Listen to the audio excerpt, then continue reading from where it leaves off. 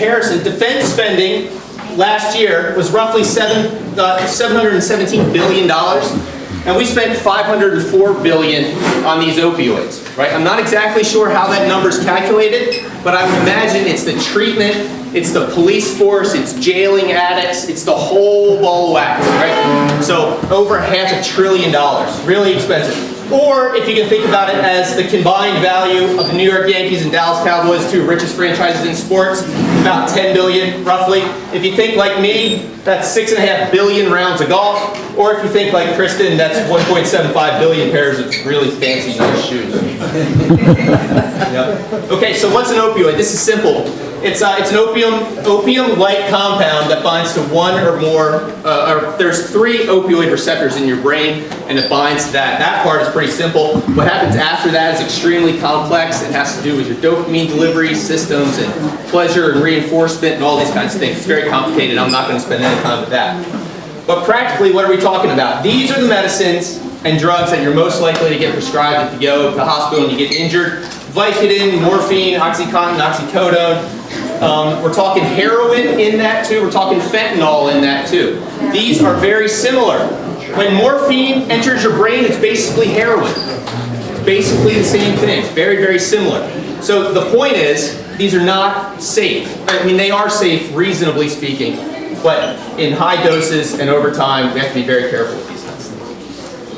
All right, so what I just said, we don't want to be alarmists, right? We don't want to be too over the top with things. Opioid medications themselves are not the enemy. What is the enemy is misuse, overprescribing, addiction, and death associated with these drugs. That's the problem. Opioids themselves are not the problem, and they definitely have a place in modern medicine and treatment of all different kinds of conditions, both acute and chronic. All right. Questions thus far? Anything? Yes? I just took an epidemiology class and we were learning all about the opioid epidemic, and then right now it's the fentanyl that's putting a dusting in some of these street drugs, and that's really what's killing people because they don't know that it's in there. Yes.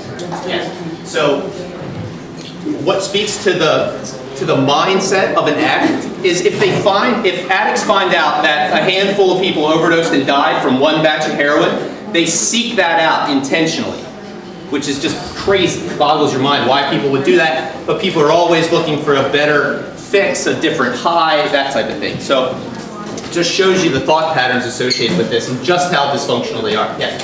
In Connecticut this summer, 70 people overdosed on heroin and fentanyl and went to the emergency room. And when they were coming in, they were dropping. It was so fast, the effects. Well, fentanyl is, I think, I don't know exactly the statistics, but it's about 10 times more strong than morphine. So when it's given in the hospital, you really have to calculate dose out very carefully. And we're talking about microscopic doses that they're giving for pain management in the hospital because it's 10 times stronger. And I think you left out one villain in all this, and that is drug companies whose drug reps are going out promoting fentanyl as a popsicle on a stick for any sorts of pain that didn't really require that strength of a medication and spread it out very quickly. Yeah, there was a, in the 90s, yes? The oxycodone, I know that's overprescribed. My son was 17 and he got his wisdom teeth out, and the dentist prescribed a week of oxycodone, and he only took like 1 dose for like 1 day because it was really painful. Right. And I questioned, why are doctors and dentists doing like week-long for, like minors? Yes, yes. And I questioned that. Yes. I took possession of it, and I realized he didn't need that. Tylenol was certainly very effective, and why not do something lesser addictive? Yes. So what I was saying a moment ago, it's a good segue, so thank you. It was, at one point, pain was considered the 5th vital sign. Remember that, when that happened? It's like in the 90s, nurses here among us. Pain was addressed in such a way that it was vital to everything. And if you remember back in your doctor's office, there were those smiley face charts. Anybody remember those? Right? And pain was asked about quite a bit. Now, the way, in general, it's viewed that we should conceptualize the notion of pain differently, right? that to be pain-free is not appropriate. That we have to try to anticipate an appropriate level of pain after these surgeries and procedures, things like that. But yes, over-prescribing, I definitely agree with. Yes? Coming to what she said, like my kids that had their wisdom tooth taken out this summer. So the doctor wanted to prescribe, I think, hydrocodone. I said, no, ibuprofen is okay. I will deal with it. So they did well with just ibuprofen. Then next time I came back, so the dentist was saying there's this data that came out that most of these kids that are getting opioid overdose started from wisdom tooth. So they're trying to prevent people from taking a lot of opioids when they had their wisdom tooth taken out. So there's the data now confirming that some of the kids started from when they had their wisdom tooth taken out. Yes, very good example, and hopefully that's where we're headed. That we only prescribe these medicines in limited quantity as absolutely necessary. Okay, so there's a kind of a theme that happens with people, how they enter into the addictive realm. If you're, back to my theme, one of these normal folks, you, me, our neighbors, you have an injury or a surgery, prescribed opioids for a couple weeks, your body can begin to get dependent on these medicines relatively quickly. You enjoy the feeling associated with that, start to misuse these medications, either taking too much or administering them through an alternate path. Mainly crushing and snorting these drugs is typically how that starts. Then you call your doctor won't refill them. You need to, again, your body is starting to become physiologically dependent, so you have to acquire these medicines in some manner to stave off withdrawal. So you either buy your pills, steal your pills, connive in other ways, frequent emergency room visits, that type of thing. But then pills become really expensive, roughly $1 a milligram. That's pretty much the well-accepted estimate across the country, and it wouldn't be outrageous for an addict to use several $100s in pills per day. So then heroin becomes a very cheap and acceptable alternative, cuts the cost down by probably a factor of 10, and it really allows people to continue on their habit and stay well, right? Not get sick. So that happens quite frequently. Okay, so what are the symptoms and signs of an addiction? Well, your behavior is going to change. You may become socially distant, withdrawn, angry. Again, these frequent trips to doctors, emergency rooms in an attempt to acquire these medicines. Financial stress, because our money is going there naturally. Weight loss, relationship troubles, larger amounts, tolerance. We always see tolerance in these types of things. Cravings, and then we get to the important ones, right? Or not, they're all important, but the ones that I look for in my practice, because I regularly, someone asks me, define addiction. What does it mean to be an alcoholic? And this is how I see it. These failures, repeated failures in key environments in your life. Home, work, school, those types of things. Continued use despite problems, right? Because somebody that's reasonable would say, I'm having problems at school, I need to not drink so much, right? I can't wake up to take my test in college because I'm drunk in the morning. Problems. So it's continued problems. Again, with the withdrawal, we see that quite regularly. In a dangerous position, we put our livelihoods in danger, we put our physical bodies in danger to acquire drugs. Think about going to a vacant row home in Baltimore to acquire your drugs, very, very dangerous. And then the need for more and more to achieve that level, tolerance. All right. Now, who's at risk? Yes? Let me say something, Dan.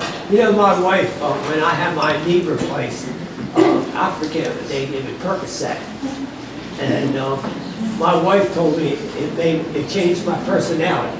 How so? Yeah, well, she said, you know, it made me nasty. Mm-hmm. Can you imagine me being nasty? but it's true. First of all, I like you say, you was a little. I stopped. I didn't take it anymore. Yeah. As soon as she said something, I stopped taking it. Yep. And yeah, I just dealt with it. And if it got bad, I just took an aspirin. Yep. And that's because you know that it's going to hurt, right? You know whatever they do in there is very significant, and that's going to give you some troubles. Now, okay. So what are the risks for this? We know poverty and unemployment. You give people positive alternatives. That's another theme I'll talk about throughout this talk. Positive alternatives, and people will choose the positive alternative instead of drug use, especially early on. Family history. We know that there's genetic components to addiction. Young age. Now this is important. the frontal lobes of people's brains are not fully developed in men until you're about 25, and women are a little bit younger. So you have a reduced ability to calculate risk, evaluate consequence. So when people are young, they're more likely to do dangerous things, right? And that goes for all of us in this room, I'm sure. All of us. So that young age is very important. History of criminal activity, DUIs, things of that nature. Just again with the risky nature. High-risk environments, drug dealers, problem environments, that kind of thing. Heavy tobacco use, and this is kind of where Father Mario and I intersect, is the anxiety and depression. Some people deem this feeling that they have, this anxiety, this depression, to be intolerable and must be avoided. And a great way to avoid it is with heroin. Just knocks you out like that, basically. Numbs everything, takes all the pain and problems away. But it's because of them deeming that internal distress, that psychological distress is intolerable and then must be avoided. So what we do then is, or I do, and I would imagine Father Mario too, is we try to reconceptualize people's ideas about what it means to be in psychological distress. And that's a process. Okay. And in Yes. addition to that, to pay attention to the interruption and the attachment, because a lot of single parent homes are targeted because there's this void, particularly with absentee fathers. They live with this hole in their heart the size of their father, and they're always trying to fulfill that void because they've been taught unconsciously that somehow to be of a different kind of family is lesser than to be of a nuclear family. So that's a major risk factor as well. Yes. And then would you say if you feel lesser about yourself, it's more likely that you would? Yes. Exactly. And I think what goes along with that too is if there is that lack of connection, kids and adolescents will find that connection. And among the most accepting people are kind of the bad crowd, right? The bad crowd is very accepting of all different kinds of people. So, and then with that comes some problems. So, okay, so just because you take these medicines doesn't make you an addict, right? Right? Because we have to, like, you know, just be careful with this stuff. So there's a difference between dependence, physiological body dependence, and addiction. So if you can take these medicines for a period of time, you might become physiologically dependent. You might suffer withdrawal symptoms if you suddenly stop these medicines. So someone that's in a nursing home after a long injury or surgery or painful disease, whatever it may be, they may be physiologically dependent, but they're not addicted. So what is addiction then? Addiction is behaviorally based, right? It's compulsion to use. It goes along with a whole set of problem behaviors. Lying, cheating, stealing, criminal activity. That type of thing. And it leads to devastation and loss. Now here's the thing. Not every person who's dependent is addicted, but every addict is dependent. We see that back and forth there? Okay, so just because you're dependent, your body requires the medicine. If you don't have it, you're not going to be well, right? That doesn't mean that you're addicted. It doesn't mean you're out robbing a 7-Eleven to get pills, right? But every addict is physiologically dependent too. So just because you take these medicines, because it's likely that people here either know people that do or take them themselves, and I just want to be clear to not call you an addict. That's not good. All right, so then we focus on treatment, right? Because we know this is a problem, so what do we do about it? So there's some people that would say, well, just quit using, right? Just stop, just have a better life. Quit using drugs and get on with yourself. That's not really an option. The withdrawal symptoms are so severe that people cannot tolerate them. Very severe GI issues, cramping, body pain, vomiting, severe anxiety, depression, these types of things. Is any that I missed among our medical friends? No? It's not lethal. You'll want to die, but you won't. It's really, really painful stuff. Yep. All right, so then these are things that we all need to know, right? What do we do, or we'll get to that in a moment. What are the signs of an overdose, right? People are going to be unconscious in large part. They might be awake but not there, right? Eyes might be open, and if their eyes are open, their pupils are teeny tiny. They can't breathe, or they're breathing very slowly. Lighter skin, bluish in tone. If you're African American, it's going to be grayish or ashy. They might make this, they call it the death rattle. It's this gurgling sound in their voices. Vomiting, body is very limp, face is pale. Fingernails are turning blue, lack of circulation, oxygenated blood. Pulse, heart rate, way down. So you're going to know it. Somebody's really going to be in a bad spot. All right, now, who's heard of Narcan? All right, okay. So this is what we do, or people do when they find an addict who's overdosed. And here's my sophisticated This came out of the playroom this morning. I cut the top off of it, these are field hockey balls. Okay, so this is an opioid receptor cell, right? This is heroin or fentanyl or Oxycontin or whatever, right? So it binds to the cell, and then all from down there, all kinds of stuff happen. Very complicated processes. You give someone Narcan, which is typically nasal spray, or an injection. It's more nasal spray now. So then comes in, kicks it out, right? Person wakes up in about 1 to 3 minutes, and they're pretty much good, believe it or not. Because the opioid can't attach to the receptor cell. Can't happen. Here's the important part. This doesn't go away. It kind of hangs out in the synapse around it, right? So when the Narcan wears off in about an hour or so, this can come right back in, and we're back off on the races, another overdose. So that's why it's very important for people to get to the emergency room after you administer the Narcan, because the opioid remains in their bodies. All right. So some people require multiple doses of Narcan, 3, 4, 5 doses to wake up, if you will. There's been stories paramedics have told me in my practice that they've treated the same person a couple times in a day for this. Really devastating. Yes? I just think it's worth mentioning that when you administer Narcan, sometimes people are really mad because you took away the high that they spent a lot of money on. Yes. So it's not a pleasant situation to be around. Right, so think about that for a minute, right? Think about how pathological that is. You've saved someone's life and now they're mad at you. Yeah. Crazy. Actually, they'll refuse treatment. I mean, we have them, I said, where our office is, there's an overdose at least 3, 4, sometimes 6 times a week. Same houses, we know when they're going. Yep. The paramedics know where they're going, they walk in. They won't go to treatment, they won't go anywhere else. And like you said, you can hear the screaming matches with them, trying to get them to take them to the emergency room because they're just back in an hour, usually. Yep. If not, maybe 2. Yep. Sometimes to pick up the body. Right. Yeah. Yep. So, for reference, there's a Good Samaritan law in Maryland that if you're using with someone, it's on that billboard right out on 30, like right by the entrance to church, right? So if you're using with someone and that person overdoses, and you call law enforcement or paramedics, you're not going to be charged with possession of drugs or any kind of paraphernalia charges or anything like that. We want to try to keep people alive. So that's a pretty good law. All right, so then we save someone's life. Now what do we do? So this is the conventional way of doing it, right? So you get somebody in the emergency room who finally says to the social worker in the emergency room, I'm done, I've had enough, I want some help and treatment. So all of this is community-based, right? So then we get people to try to get into AA, NA, 12-step work, that kind of thing. We try to, quote, build a sober network for these folks, of people that they know who are clean and sober, because their cell phone is just filled with drug dealers and users. They feel very alienated. So we want to try to build those types of things. Now, it's not very effective. It's not very effective at all. It doesn't work. Relapse is part of recovery, but the problem is during that relapse, people die. So it's a real problematic thing for them.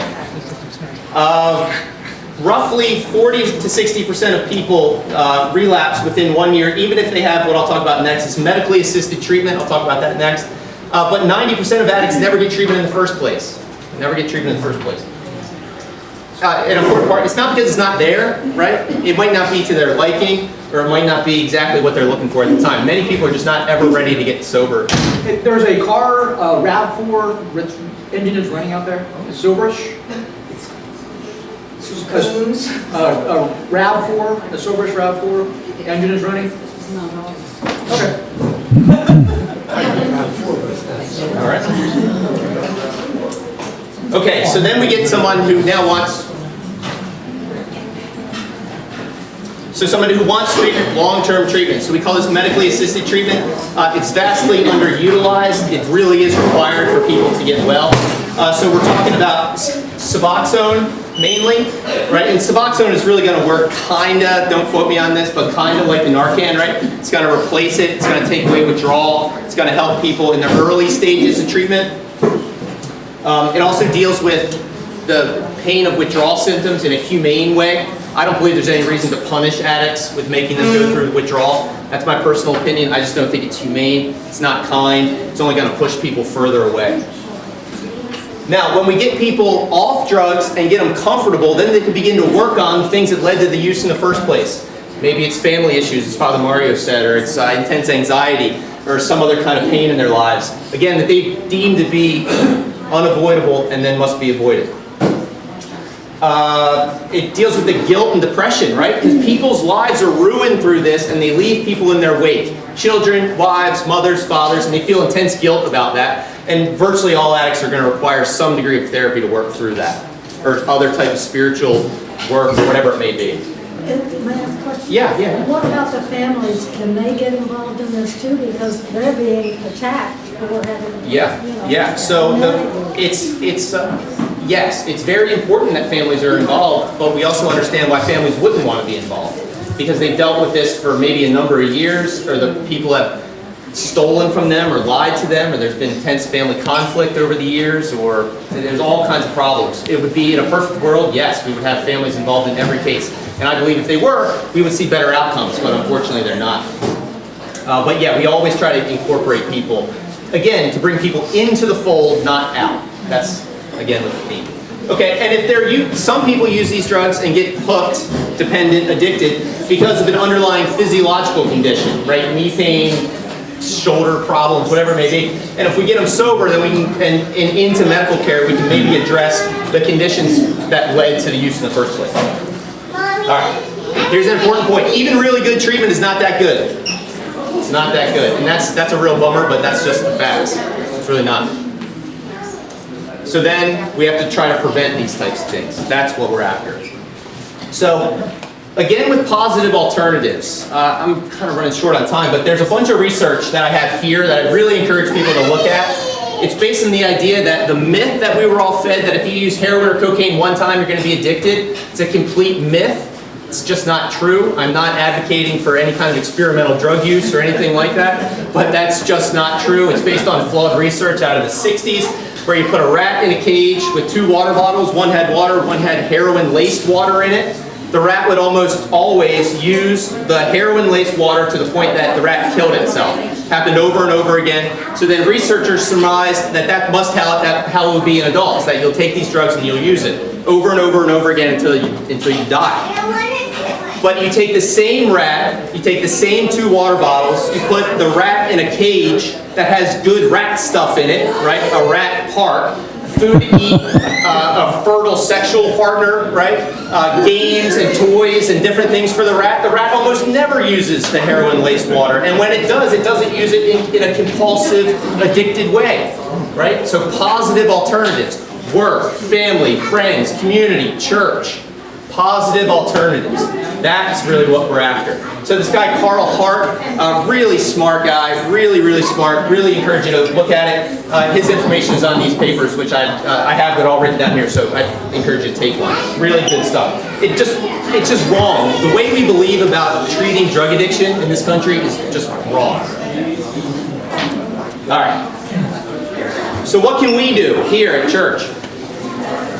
I believe we can be more open and inviting to all different types of people, even people who are recently sober, welcoming people, not pushing them away.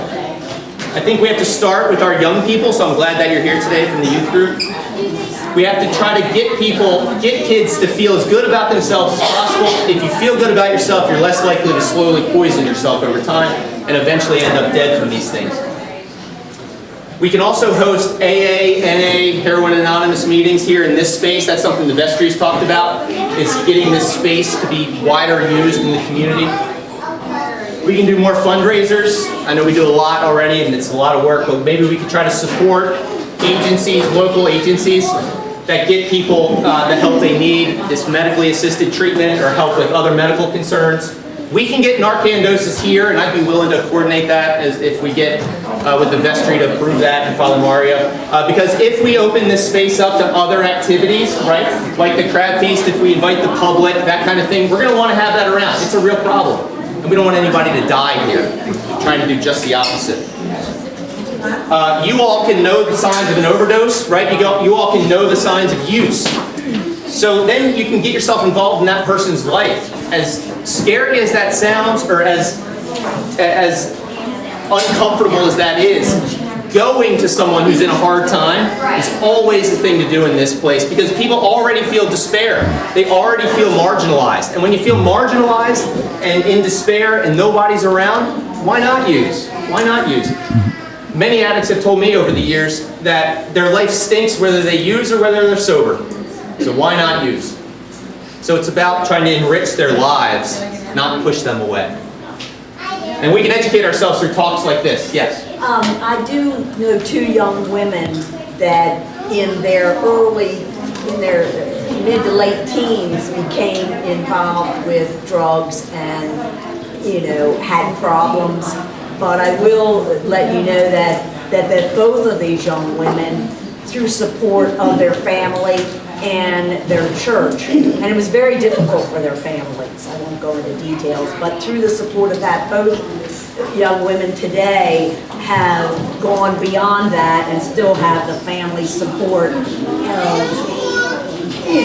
with them, and it was very important, and they accepted the help. Right. So I know who you're talking about, and if those 2 people had to do it themselves, they probably wouldn't be where they are today. And it was very hard for their families. Right. So their family, it was very difficult, but their families welcomed them instead of pushing them. All right, so then what can you do, right? You can get rid of that medicine in your cabinet.